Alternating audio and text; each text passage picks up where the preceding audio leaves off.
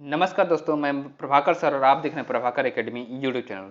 दोस्तों, हम लोग इस वीडियो में डिस्कस करेंगे सीटेट 7 जुलाई को जो एग्जामिनेशन होने वाला है उसके एसएसटी सेक्शन के बारे में डिस्कस करेंगे।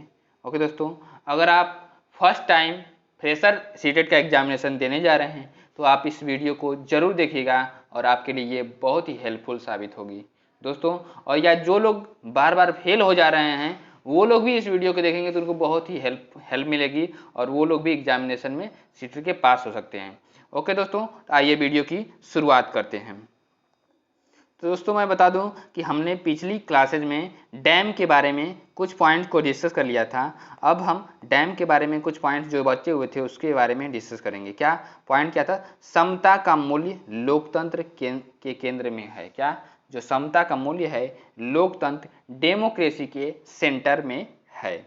2001 में क्या 2001 में लखनऊ में 1500 से ज़्यादा लोग महिलाओं के खिलाफ हिंसा का विरोध करने के लिए एक जन सुनवाई में इकट्ठा हुए थे और इसमें प्रतिष्ठित महिलाओं की एक ज्यूरी बनाई गई। ज्यूरी क्या बोलता है? ज्यूरी का मतलब ये होता है कि जजों का समूह जो होता है उसको ज्यूरी बोला जाता है। तो ज्यूरी बनाई गई और उन्होंने न्यायाधीशों की भूमिका निभाते हुए महिलाओं के खिलाफ हिंसा के 15 से ज़्यादा प्रकरणों की सुनवाई की और लोगों की इस ज्यूरी ने इस सच्चाई को उभारने में मदद की कि कानून व्यवस्था में हिंसा के खिलाफ न्याय की मांग करने वाली महिलाओं को कितना कम सहयोग मिल पाता है। मीन्स कहने का मतलब कि जो हिंसा की जाती है महिलाओं पे, उन लोगों को कानून से कोई भी हेल्प नहीं मिल पाता है, बहुत ही कम हेल्प मिल पाता है। आइए नेक्स्ट पॉइंट के बारे में डिस्कस करते हैं। क्या? लद्दाख के बारे में डिस्कस करते हैं।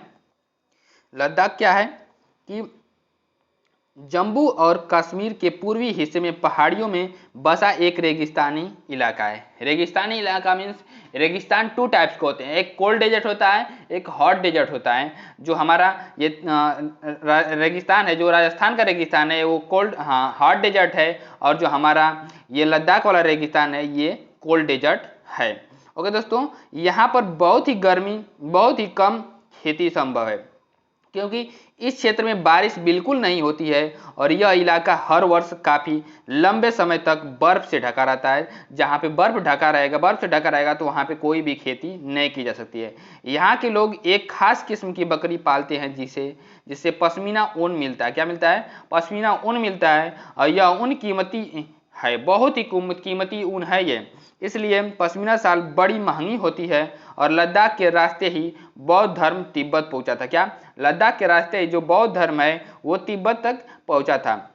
लद्दाख को छोटा तिब्बत भी कहते हैं। लद्दाख को छोटा तिब्बत भी कहते हैं। ये डायरेक्टली क्वेश्चन पूछ लिया जाता है हमारे सीटेट के एग्जामिनेशन में। अब केरल के बारे में डिस्कस करते हैं। क्या? केरल भारत के दक्षिणी पश्चिम कोने में बसा हुआ राज्य है। यह एक तरफ से समुद्र से घिरा हुआ और दूसरी तरफ पहाड़ियों से, और इन पहाड़ियों पर विविध प्रकार के मसाले पाए जाते हैं। यहाँ पे बहुत प्रकार के मसाले पाए जाते हैं। काली मिर्च, पीपर, लौंग, क्लोव, इलायची, कार्डेमम आदि उगाए जाते हैं। इन मसालों के कारण यह क्षेत्र व्यापारियों के लिए बहुत ही आकर्षक बना और सबसे पहले अरबी एवं यहूदी व्यापारी केरल आए थे। कहाँ पे आए थे? अरबी और यहूदी व्यापारी केरल आए थे। दोस्तों, ये डायरेक्टली क्वेश्चन पूछ लेता है कि सबसे पहले कौन व्यापारी आए थे केरल में, तो अरबी और यहूदी आए थे। ऐसा माना जाता है कि ईसा मसीह के धर्मदूत संत थॉमस लगभग 2000 साल पहले लगभग 2000 साल पहले यहाँ पे आए थे। क्या? 2000 साल पहले यहाँ पे आए और भारत में ईसाई धर्म लाने का श्रेय इन्हें ही जाता है। किसको? ईसा मसीह के दो धर्मदूत संत थॉमस थे, उन्हीं को ही जाता है ईसाई धर्म को लाने के लिए इंडिया में। ठीक है, अब नेक्स्ट पॉइंट क्या है? जवाहरलाल नेहरू ने अपनी किताब भारत की खोज की। किसका? अपनी किताब भारत की खोज में लिखा है कि भारतीय एकता कोई बाहर से थोपी हुई चीज नहीं है। भारतीय एकता कोई बाहर से थोपी हुई चीज नहीं है, बल्कि यह बहुत ही गहरी है और जिसके अंदर अलग अलग तरह के विश्वास और प्रथाओं को स्वीकार करने की भावना है। इसमें विविधता को पहचाना और प्रोत्साहित किया जाता है। यह नेहरू ही थे जिन्होंने भारत की विविधता का वर्णन करते हुए बोला है क्या? कि अनेकता में एकता का विचार हमें दिया है। क्या? अनेकता में एकता का विचार हमें दिया है। रविन्द्रनाथ टैगोर ने क्या बोला है? कि रविन्द्रनाथ टैगोर द्वारा रचित हमारा राष्ट्रीय गान, क्या? हमारा राष्ट्रगान भी भारतीय एकता का ही एक अभिव्यक्ति है। क्या?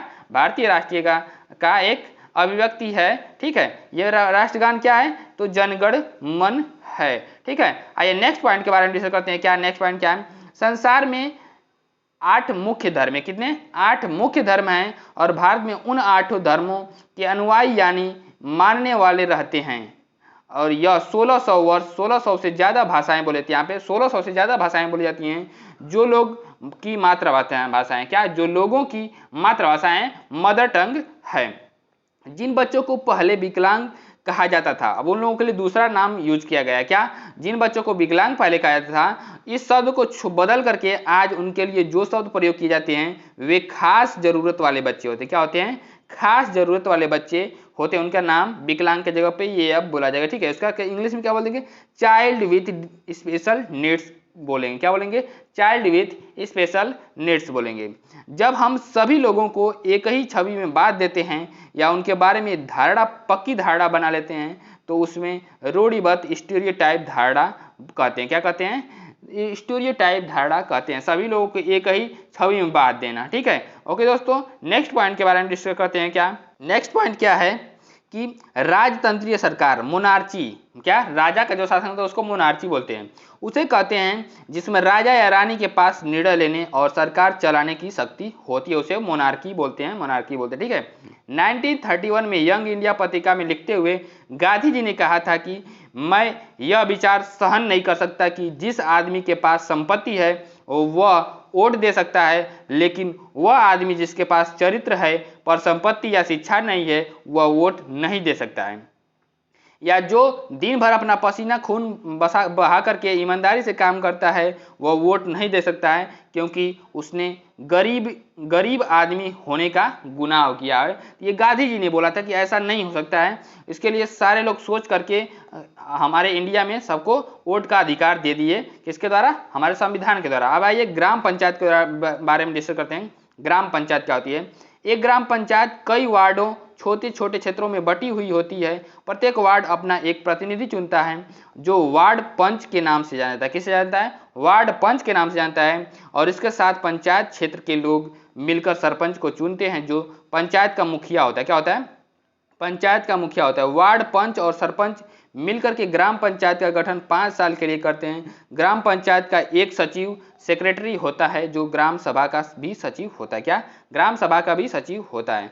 सचिव का चुनाव नहीं होता है, उसकी सरकार द्वारा नियुक्ति की जाती है। सचिव का कोई भी चुनाव नहीं होता है, सरकार के द्वारा उसको नौकरी दी जाती है, नियुक्ति की जाती है।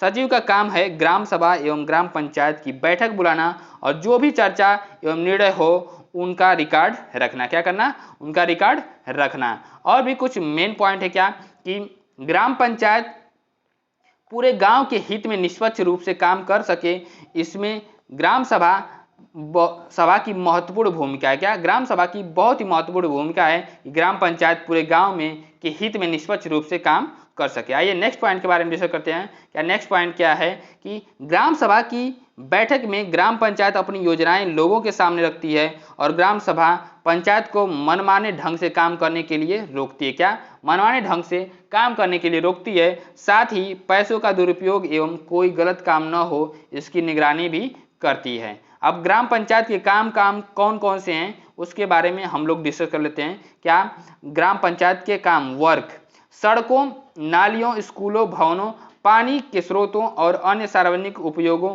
के भवनों का निर्माण और रख रखाव किया जाना ग्राम पंचायत का काम है, ठीक है।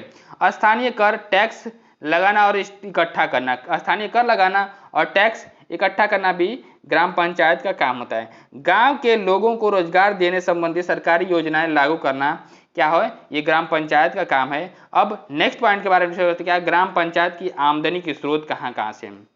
क्या, ग्राम पंचायत की आमदनी के स्रोत घरों एवं बाजारों पर लगाए जाने वाले कर से, घर एवं बाजारों पर लगाए जाने वाले कर से मिलने वाली राशि जो होती है वो ग्राम पंचायत की आमदनी का स्रोत होती है।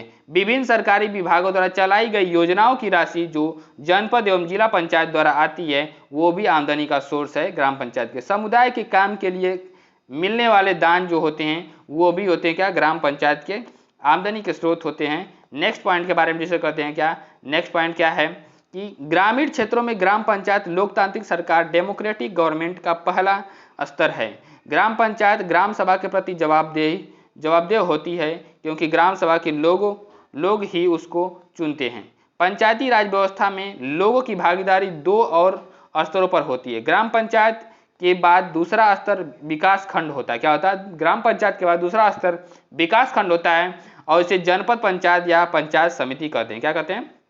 पंचायत समिति कहते हैं। एक पंचायत समिति में कई ग्राम पंचायतें होती हैं। पंचायत समिति के ऊपर के जिला पंचायत या जिला परिषद होती हैं। पंचायत समिति के ऊपर जिला पंचायत या जिला परिषद होती हैं। यह तीसरा स्तर होता है। जिला परिषद एक जिले के स्तर पर विकास की योजनाएं बनाती है। क्या? जिला परिषद एक जिले के स्तर पर विकास की योजनाएं बनाती है। नेक्स्ट पॉइंट के बारे में डिस्कस करते हैं। क्या? पटवारी। पटवारी के बारे में डिस्कस करते हैं। पटवारी क्या होता है? कौन होते हैं पटवारी? ठीक है, जमीन को नापना और उसका रिकॉर्ड रखना पटवारी का मुख्य काम होता है, इनका वर्क होता है। ये सरकारी आदमी के द्वारा सरकार के द्वारा नियुक्त किए जाते हैं। अलग अलग राज्यों में इसको अलग अलग नाम से जाना जाता है। कहीं पटवारी तो कहीं लेखपाल तो कहीं कर्मचारी। क्या? कहीं कर्मचारी, कहीं ग्रामीण अधिकारी तो कहीं कानूनगो कहते हैं। पटवारियों के पास खेत नापने के अलग अलग तरीके होते हैं। कई जगहों पर एक लंबी लोहे की जंजीर का इस्तेमाल करते हैं और जिसे हम जरीब कहते हैं। क्या कहते हैं? जरीब कहते हैं। ठीक है, नेक्स्ट पॉइंट क्या है? नगर निगम का काम यह सुनिश्चित करना होता है कि शहर में बीमारियां न फैले। क्या? शहर में बीमारियां न फैले, और यह स्कूल स्थापित करता है और उन्हें चलाता है। शहर में दवाखाने और अस्पताल भी चलाता है। कौन? नगर निगम। नेक्स्ट पॉइंट के बारे में डिस्कस करते हैं। देखिए, ये मोस्ट इंपॉर्टेंट पॉइंट है। सूरत के बारे में दिया गया है। क्या? 1994 में सूरत शहर में भयंकर प्लेग फैल गया था। क्या फैल गया था? प्लेग फैल गया था, और सूरत भारत के सबसे गंदे शहरों में से एक था। सबसे गंदे शहरों में से एक था। प्लेग हवा के जरिए फैलता है। जिन लोगों को प्लेग हो जाए उन्हें दूसरों से अलग रखना पड़ता है। सूरत में उस साल बहुत से लोगों ने अपनी जान गंवाई। प्लेग के डर ने यह अनिवार्य कर दिया कि नगर निगम मुस्तैदी से काम करे। सारे शहर की अच्छी तरह से सफाई शुरू हुई, और अब सूरत का चंडीगढ़ के बाद भारत के सबसे साफ शहरों में दूसरा स्थान, मतलब चंडीगढ़ फर्स्ट नंबर पे आता है, दूसरे नंबर पे कौन आएगा? सूरत आएगा उसी के समय से। ठीक है, अब नेक्स्ट पॉइंट के बारे में डिस्कस तमिलनाडु।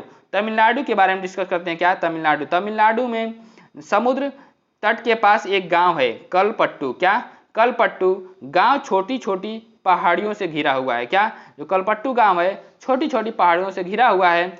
सिंचित जमीन पर मुख्यतः धान की खेती होती है, और ज्यादातर परिवार खेती के द्वारा ही अपनी आजीविका चलाता है। मतलब कि अपनी जो खाने पीने की वस्तुएं हैं खेती के द्वारा ही इकट्ठा करते हैं, लाइवलीहुड। ठीक है, यहाँ आम और नारियल की काफी बाग होते हैं। मतलब कि आम और नारियल के बहुत सारे पेड़ पौधे पाए जाते हैं।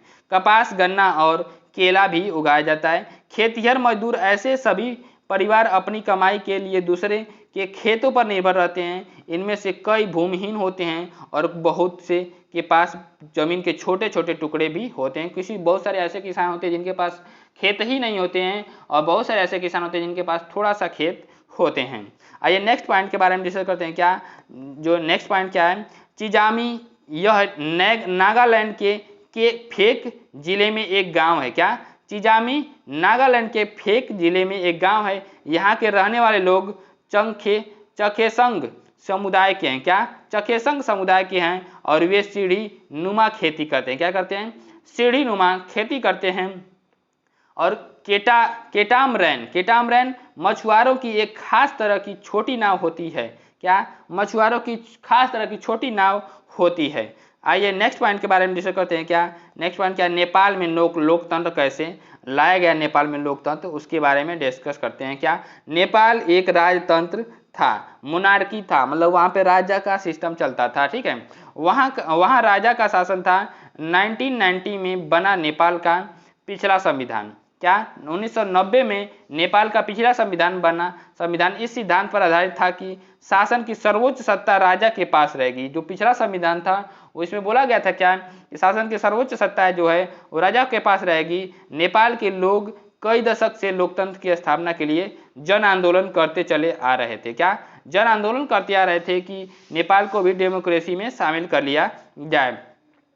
इसी संघर्ष के फलस्वरूप 2006 में आखिरकार उन्हें राजा की सत्ता को खत्म करने में कामयाबी मिल गई और नेपाल के लोग लोकतंत्र के रास्ते पर चलना चाहते थे और इसके लिए उन्हें एक नया संविधान चाहिए था। वे पिछले संविधान को इसलिए नहीं अपनाना चाहते थे क्योंकि उसमें वे आदर्श नहीं थे जो वे नेपाल के लिए चाहते थे और जिनके लिए वे लड़ते रहे।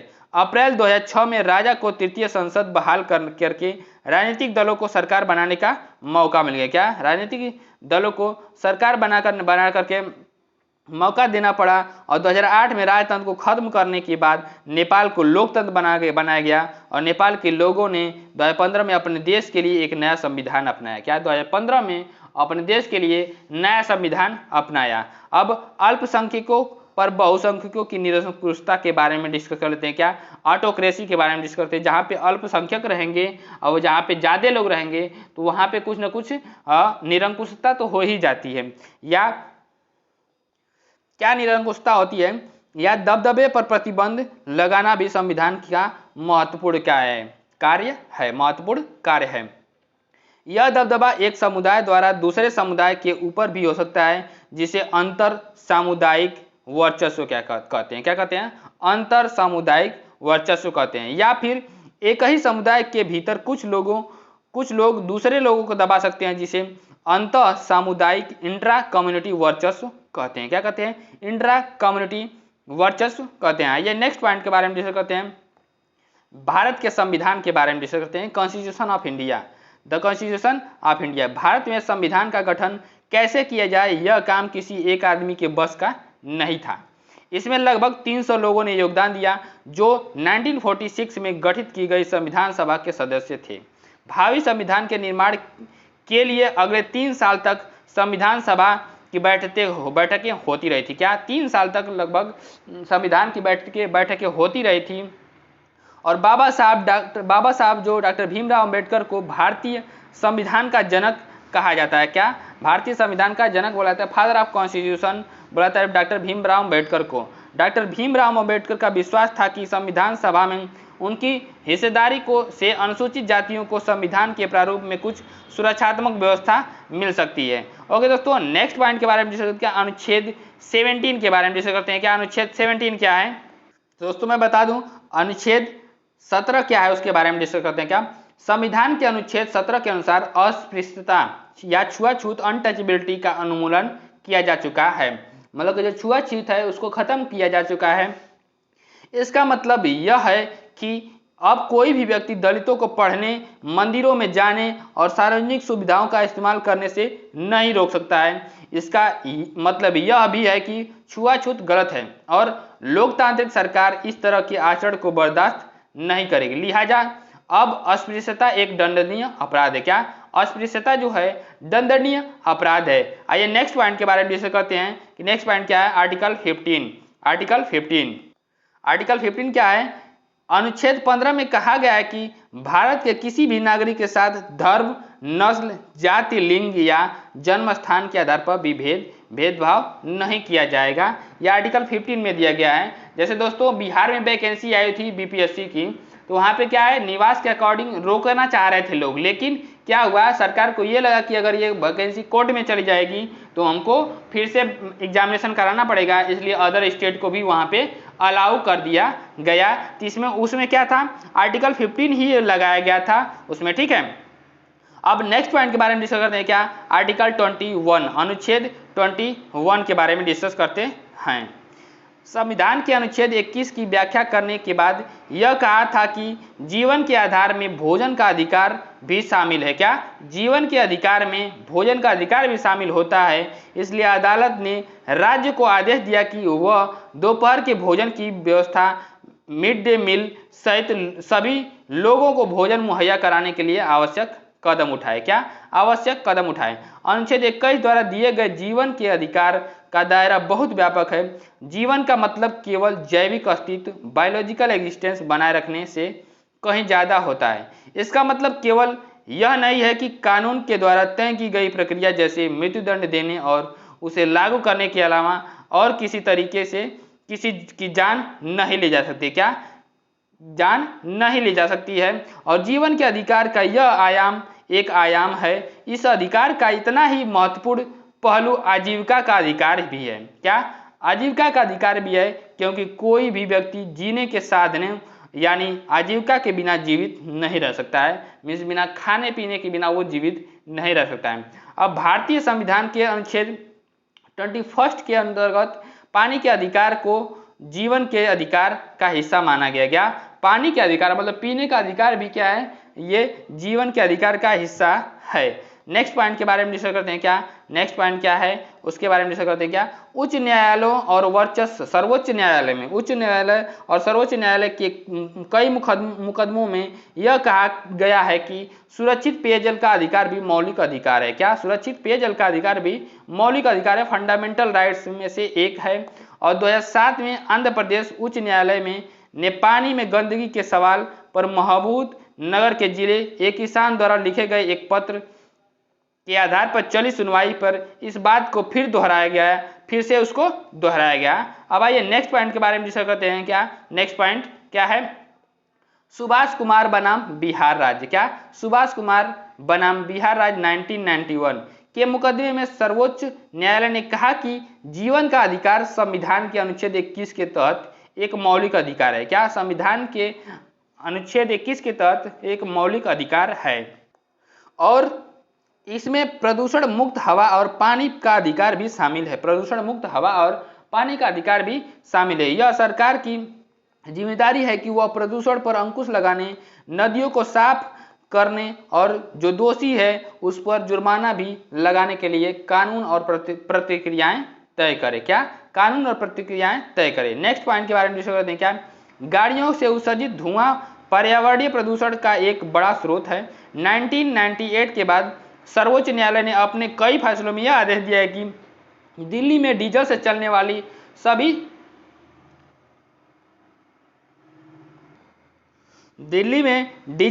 वाली सभी सार्वजनिक वाहन कंप्रेस्ड नेचुरल गैस सीएनजी ईंधन का इस्तेमाल करें। इन प्रयासों से दिल्ली जैसे शहरों में वायु प्रदूषण में काफी गिरावट आई, लेकिन centre for science and environment नई दिल्ली की एक ताजा रिपोर्ट में कहा गया है कि हवा में विषैले पदार्थ का स्तर काफी ऊंचा है। ये विषैले पदार्थ पेट्रोल की बजाय डीजल से चलने वाली बसों या कारों के कारण पैदा हो रहे हैं, तो वहां पे हम डीजल को भी बैन कर सकते हैं। अब हम डिस्कस करते हैं आर्टिकल 22 अनुच्छेद 22 के बारे में। ठीक है, संविधान के अनुच्छेद 22 के अनुसार प्रत्येक व्यक्ति को एक वकील के जरिए अपना बचाव करने का मौलिक अधिकार प्राप्त है। क्या, मौलिक अधिकार प्राप्त है कि अपने वकील को रख करके केस को जीता जा सकता है। संविधान के अनुच्छेद 22 और फौजदारी कानून में प्रत्येक गिरफ्तार व्यक्ति को निम्नलिखित मौलिक अधिकार दिए गए हैं। कौन कौन से मौलिक अधिकार दिए गए हैं, आइए नीचे इसके बारे में डिस्कस करते हैं। गिरफ्तारी के समय उसे यह जानने का अधिकार है कि गिरफ्तारी किस कारण से की जा रही है, किस कारण से, कौन सा रीजन है कि उनकी गिरफ्तारी की जा रही है, उसका भी जानने का अधिकार है। गिरफ्तारी के 24 घंटे के भीतर मजिस्ट्रेट के सामने पेश होने का अधिकार है उस आदमी को जिसको गिरफ्तार किया जा रहा है।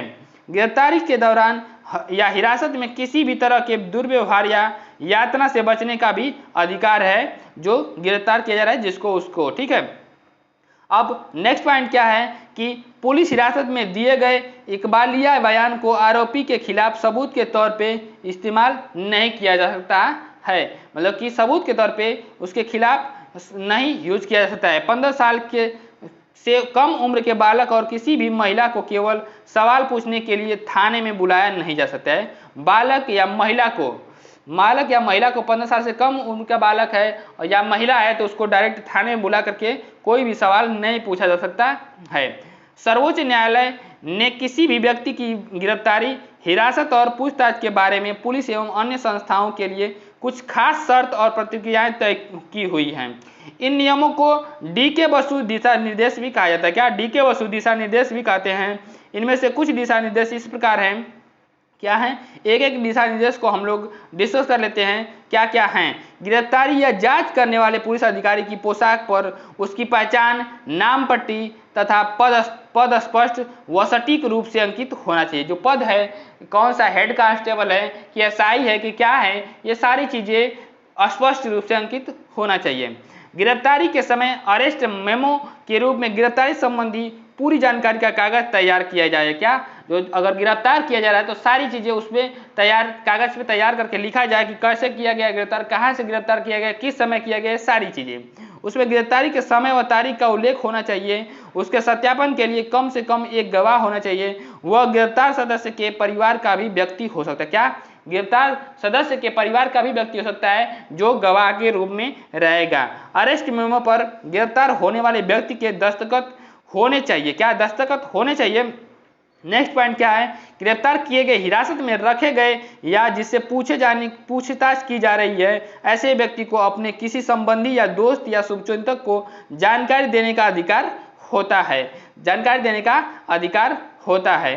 अब नेक्स्ट पॉइंट क्या है? जब गिरफ्तार व्यक्ति का दोस्त या संबंधी उस जिले से बाहर रहता है तो गिरफ्तारी के 8 से 12 घंटे के भीतर उसे गिरफ्तारी के समय, स्थान और हिरासत की जगह के बारे में जानकारी भेज दी जानी चाहिए। मतलब कि बता देना चाहिए कि यहाँ पे इनको गिरफ्तार किया गया है 8 से 12 घंटे के अंदर ही, और इस समय गिरफ्तार किया गया है, ये समय ये यहाँ पे हैं, तो वहाँ पे जिसको मिलना रहेगा वहाँ पे वो जा सकते हैं। ठीक है, नेक्स्ट पॉइंट के बारे में डिस्कस करते हैं। क्या? अनुच्छेद 39A।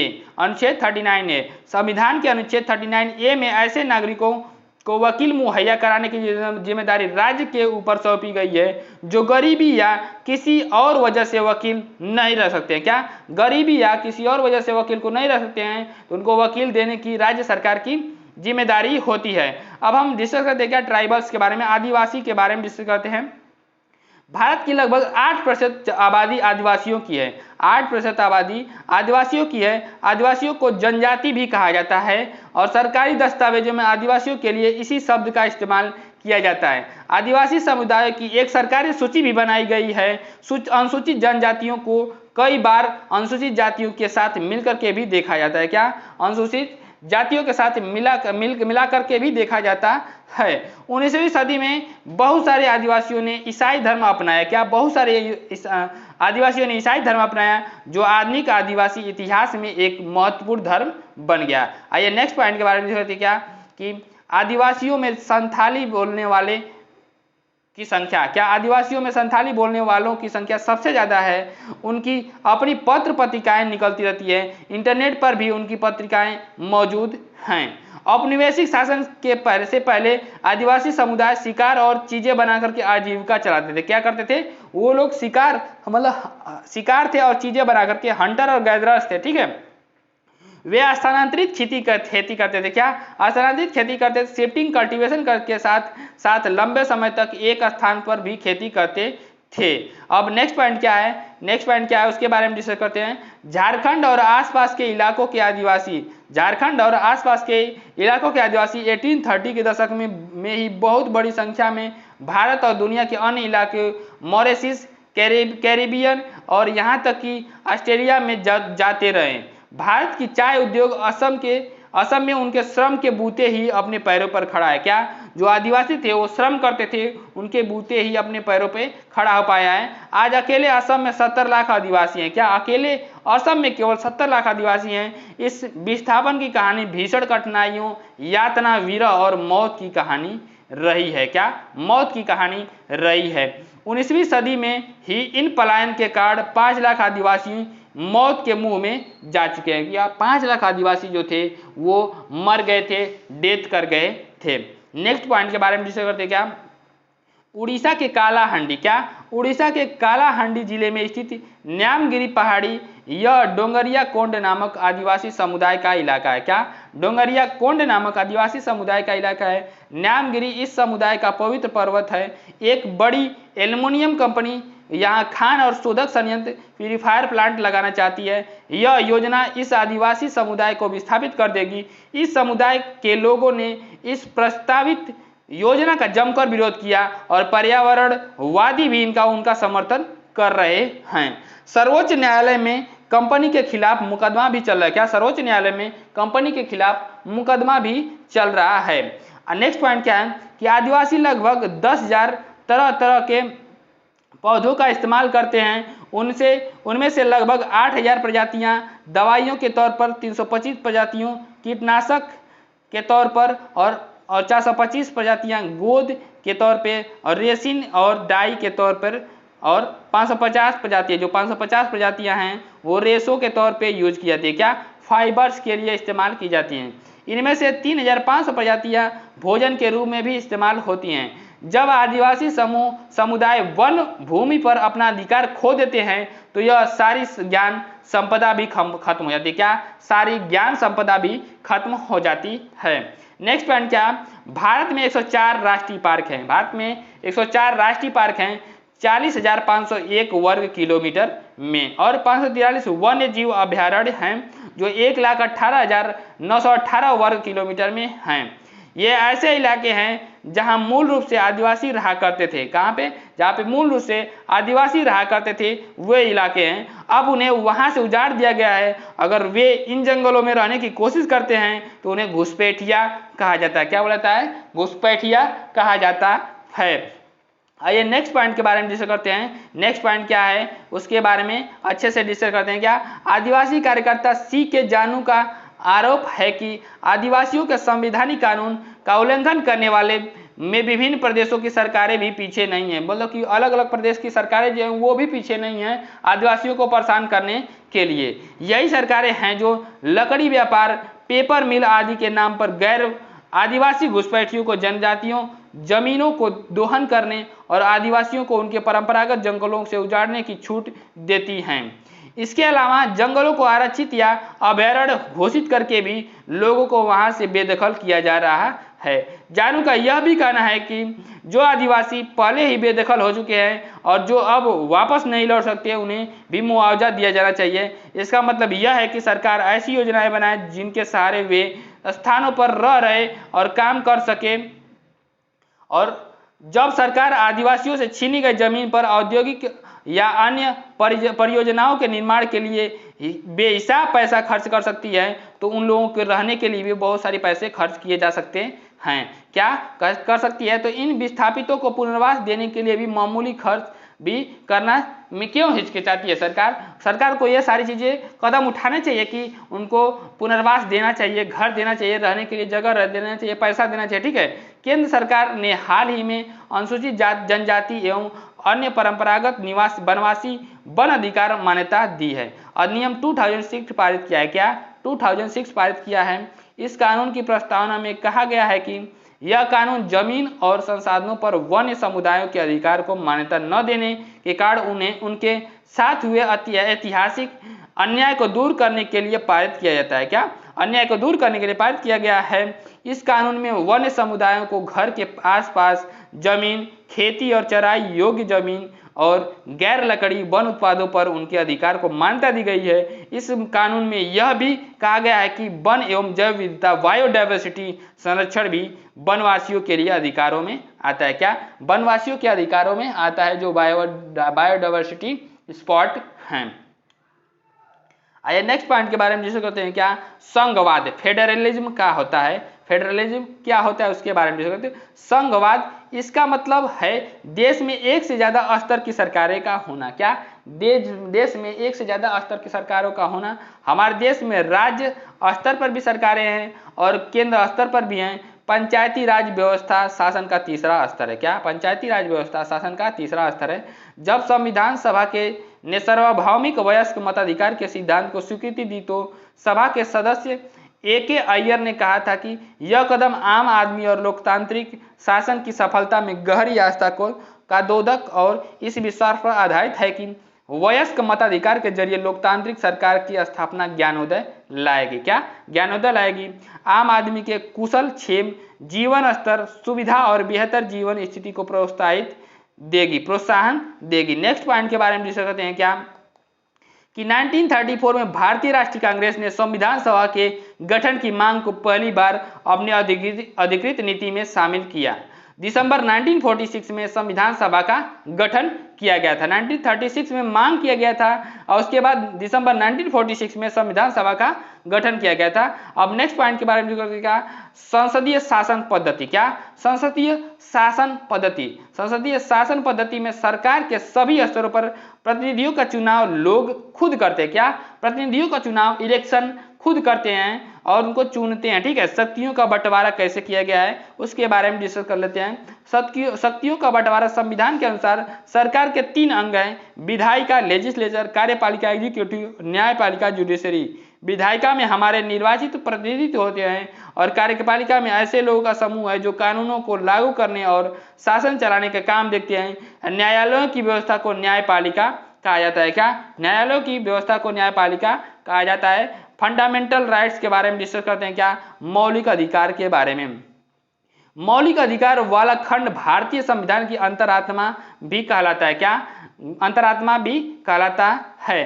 डॉक्टर अंबेडकर ने कहा था कि इनका दोहरा उद्देश्य है कि पहला, हर एक नागरिक ऐसी स्थिति में हो कि वह उन अधिकारों के लिए दावेदारी कर सके, और दूसरा, ये अधिकार हर उस सत्ता और संस्था के लिए बाध्यकारी है जो जिसे कानून बनाने का अधिकार दिया गया है। क्या? जिसे कानून बनाने का अधिकार दिया गया है। नेक्स्ट पॉइंट क्या है कि मौलिक अधिकारों के अलावा, क्या? मौलिक अधिकारों के अलावा हमारे संविधान में खंड नीति निर्देशक तत्वों, डायरेक्टिव प्रिंसिपल का भी है। एक खंड नीति निर्देशक तत्वों का भी है। संविधान सभा के सदस्यों ने यह खंड इसलिए जोड़ा था कि ताकि ज्यादा सामाजिक व आर्थिक सुधार लाए जा सके। ज्यादा सामाजिक और आर्थिक सुधार लाए जाने के लिए क्या नीति के निर्देशक तत्वों को जोड़ा गया है। नेक्स्ट पॉइंट के बारे में डिस्कस करते हैं। क्या? मौलिक कर्तव्य, फंडामेंटल ड्यूटी। मौलिक कर्तव्यों को 1976 में संविधान में जोड़ा गया। हर माता पिता या संरक्षक 6 से 14 वर्ष के आयु वर्ग के बच्चों या अपने पाले को शिक्षा के लिए अवसर प्रदान करें। यह कर्तव्य 2002 में संविधान में जोड़ा गया। वर्तमान में मौलिक कर्तव्यों की संख्या 11 है। कितना है? वर्तमान में मौलिक कर्तव्यों की संख्या 11 है। अब हम डिस्कस करते हैं क्या? धर्मनिरपेक्षता, सेकुलरिज्म के बारे में। धर्मनिरपेक्षता वह होता है, धर्मनिरपेक्ष राज्य वह होता है जिसमें राज्य अनधिकृत रूप से किसी भी धर्म को राजकीय धर्म के रूप में बढ़ावा नहीं देता है। और भारतीय संविधान में कहा गया है कि भारतीय राज्य धर्मनिरपेक्ष रहेगा, सेकुलर रहेगा। हमारे संविधान के अनुसार केवल धर्मनिरपेक्ष राज्य ही अपने उद्देश्यों को साकार करते हुए निम्नलिखित बातों का ख्याल रख सकता है। जैसे क्या दिया हुआ है? कोई एक धार्मिक समुदाय किसी दूसरे धार्मिक समुदाय को न दबाए, मतलब कि एक धर्म दूसरे धर्म को न दबाए। कुछ लोग अपने ही धर्म के अन्य सदस्यों को न दबाए, और राज्य न तो किसी खास धर्म को थोपेगा और न ही लोगों की धार्मिक स्वतंत्रता को छीनेगा। भारतीय राज्य की बागडोर न तो किसी एक धार्मिक समूहों के हाथ में है और न ही राज्य किसी एक धर्म के समर्थन देता है, किसी एक धर्म का समर्थन देता है। नेक्स्ट पॉइंट के बारे में डिस्कस करते हैं। क्या? धार्मिक वर्चस्व को रोकने के लिए भारतीय धर्मनिरपेक्षता का दूसरा तरीका है अहस्तक्षेप की नीति। क्या? अहस्तक्षेप की नीति। इसका मतलब है कि सभी धर्मों की भावनाओं का सम्मान करने और धार्मिक क्रियाकलापों में दखल न देने के लिए राज्य के खास धार्मिक समुदायों को कुछ विशेष छूट देता है कि विधायिका किसी भी धर्म को राजकीय धर्म, स्टेट रिलीजन घोषित नहीं कर सकती है, न ही विधायिका किसी एक धर्म को ज्यादा प्राथमिकता दे सकती है। आइए नेक्स्ट पॉइंट के बारे में डिस्कस करते हैं। क्या? नेक्स्ट पॉइंट क्या है? 24 जनवरी 1950 को संविधान सभा के विभिन्न सदस्य अपनी आखिरी बैठक, संविधान सभा के अध्यक्ष डॉक्टर राजेंद्र प्रसाद थे। आखिरी बैठक में कौन थे? डॉक्टर राजेंद्र प्रसाद अध्यक्ष थे। फरवरी 2004 में फ्रांस के एक कानून बनाया गया। क्या? फ्रांस में एक कानून बनाया गया। इस कानून के तहत इस कानून के में प्रावधान किया गया है कि कोई भी विद्यार्थी इस्लामी बुर्का, यहूदी टोपी, बड़े बड़े ईसाई क्रॉस जैसे धार्मिक अथवा राजनीतिक चिन्हों का या प्रतीकों को धारण करके स्कूल में नहीं आएगा। फ्रांस में रहने वाले उन अप्रवासियों ने इस कानून का काफी विरोध किया। वे मुख्यतया अल्जीरिया, ट्यूनीशिया और मोरक्को आदि उन देशों से आए थे जो पहले फ्रांस के उपनिवेश थे। 1960 के दशक, क्या 1960 के दशक में फ्रांस में मजदूरों की कमी हो गई थी। उस समय इन आप्रवासियों को फ्रांस में आकर काम करने के लिए वीजा यानी प्रवेश पत्र दिए गए थे। इन आप्रवासियों की बेटियों स्कूल में अक्सर सिर पर रुमाल बांध कर जाती थी। क्या? स्कूल में सिर पर रुमाल बांध कर जाती थी, लेकिन इस नए कानून के लागू होने के बाद उन्हें सिर पर रुमाल बांधने के कारण स्कूलों से बाहर निकाल दिया गया था। भारत 15 अगस्त 1947 को आज़ाद हुआ। क्या? भारत जो है 15 अगस्त 1947 को आज़ाद हुआ और 1885 में ही भारतीय राष्ट्रीय कांग्रेस ने मांग की कि विधायिका में निर्वाचित सदस्य होने चाहिए और उन्हें बजट पर चर्चा करने एवं प्रश्न पूछने का अधिकार मिलना चाहिए। 1909 में बने गवर्नमेंट ऑफ इंडिया एक्ट के कुछ हद तक निर्वाचित प्रतिनिधि की व्यवस्था को मंजूरी दे दी गई थी। आइए नेक्स्ट पॉइंट के बारे में डिस्कस करते हैं। क्या 2004 में क्या आम चुनाव, क्या 2004 के आम चुनावों में पहली बार पूरे देश में ईवीएम का इस्तेमाल किया गया था। मतलब पूरे देश में पहली बार ईवीएम का इस्तेमाल किया गया था। इलेक्ट्रॉनिक, ईवीएम का फुल फॉर्म पूछा था क्या, इलेक्ट्रॉनिक वोटिंग मशीन। ठीक है, इस चुनाव में ईवीएम के इस्तेमाल से लगभग 1,50,000 पेड़ों की रक्षा हुई। क्या 1,50,000 पेड़ों की रक्षा हुई, क्योंकि मत पत्रों की छपाई के लिए इन पेड़ों को काट करके 8,000 टन कागज बनाना पड़ता था। क्या 8,000 टन कागज बनाना पड़ता था। इससे हमारे पेड़ों की बचत होने लगी। ठीक है, प्रतिनिधि सहमति का विचार लोकतंत्र का प्रस्थान बिंदु होता है। सहमति का मतलब है चाह, स्वीकृति और लोगों की हिस्सेदारी।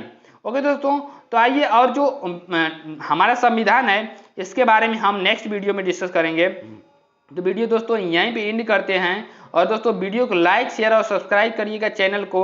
उसके साथ साथ बहुत सारे लोगों के पास भी शेयर करिएगा, जिससे कि मतलब कि आपको जो भी लोगों के पास ये वीडियो पहुंचेगी तो वो लोग भी अच्छा नंबर गेन करेंगे सीटेट में। ओके दोस्तों, अगर सीटेट पास हो जाएंगे अपर प्राइमरी और प्राइमरी को, तो क्या होगा कि बीपीएससी का जो वैकेंसी आने वाली है तो उसमें आप अदर स्टेट में जा करके एग्जामिनेशन दे सकते हैं। ओके दोस्तों, तो नमस्कार।